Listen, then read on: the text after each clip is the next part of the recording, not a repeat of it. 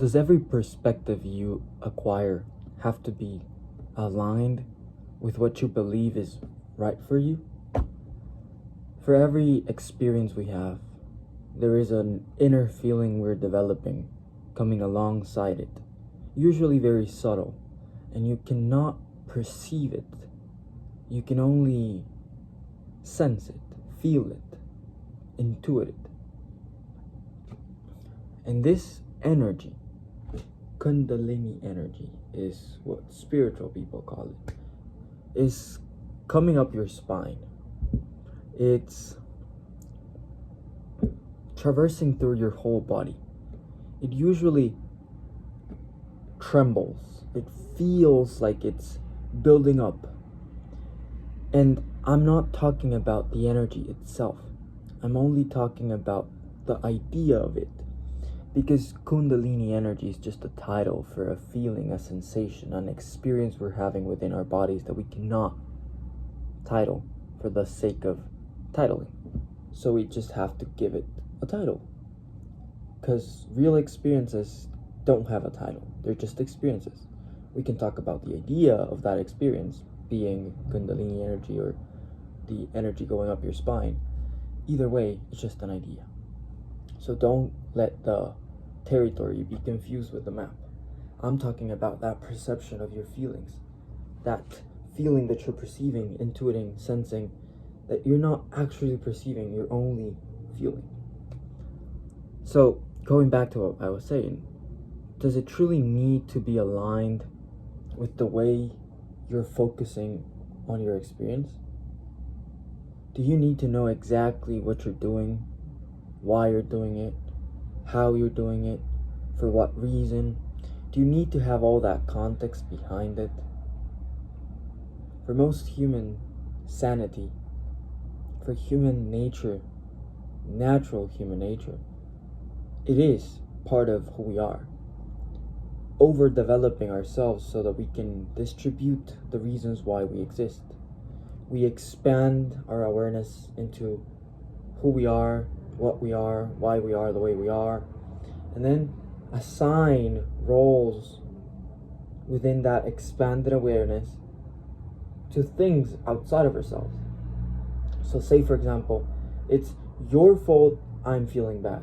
It's this thing's fault that I'm not aligned with my path. And it's both of these things coming together, my way of responding to it, that is causing the fact that I'm stuck, for example.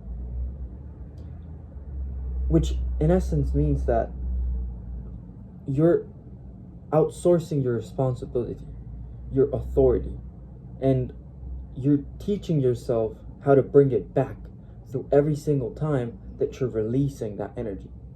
So, like filling a cup, you're filling your own cup and then you're sharing it, and you're forgetting why you're sharing it, so that you can slowly and surely start becoming conscious of every sharing experience, so that you can soon bring it all back to, why have I shared the contents of this cup? Why have I shared it to this specifically? What has caused me to share? And eventually you realize that your energy is sacred. Your awareness is sacred. Your attention, your perception, your feelings are all sacred. And they're constantly consuming themselves, burning like coal, like wood, like a fire within you. And they're aligning you within you so that you can start building yourself up. And that's what creates your emotional authority. You gain awareness, become authoritative about yourself and your emotions, the more you feel into them. Because if you keep growing and feeling that growth, eventually you're gonna get to a point where you're not gonna be able to grow anymore, and you're gonna have to push beyond that edge. And when you push beyond that edge, your liminality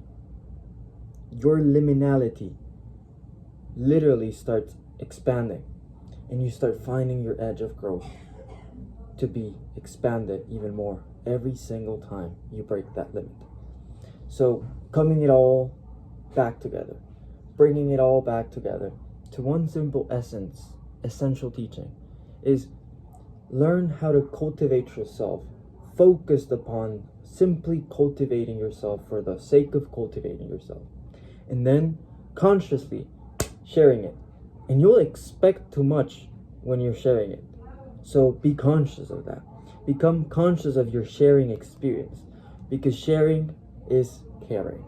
And when you care about the wrong things start showing up as a reflection within you. So you start frustrating.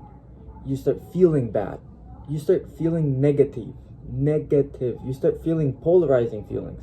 Feelings that are bringing you down, bringing you up, bringing you up, bringing you down. And you start going in waves. So, once again, if you become conscious of filling your cup and then grabbing that cup, staring at the cup, and then pouring it back into you instead of just spilling it or sharing it or giving it to somebody else or some experience, you'll get to this essential teaching. You are to be filled with your own energy, because your authority is above all authority. You must lose yourself to find yourself. You must break the cup to break into becoming the cup. You break the cup, you become the cup. Once you become the cup to be filled, there's no other cups you need to fill. So you start simply allowing yourself the experience of being yourself, which essentially is the true core essential teaching of life itself. This experience you're having right now is through yourself. There is no existence. This wouldn't be if it weren't for you. So being yourself is the highest teaching of all, because your highest expression of the heart is clearly clarifying construction, creativity, creating through being yourself, because your essential teaching of the heart is creatorship. You are creator, the creator. Let that sink in. Let that expand into your awareness, and just sow the seeds once they're ready to sprout. The fruits of your labor are within you. They are within you. There's nothing outside of you must achieve. So if you're confused, if you're lost, if you're angry, if you're frustrated, all of this came from your responses. And your responses lead back to you. What made you respond in this way? The essential teaching. What made you respond in this way? You have chosen. Your choice led to us being here.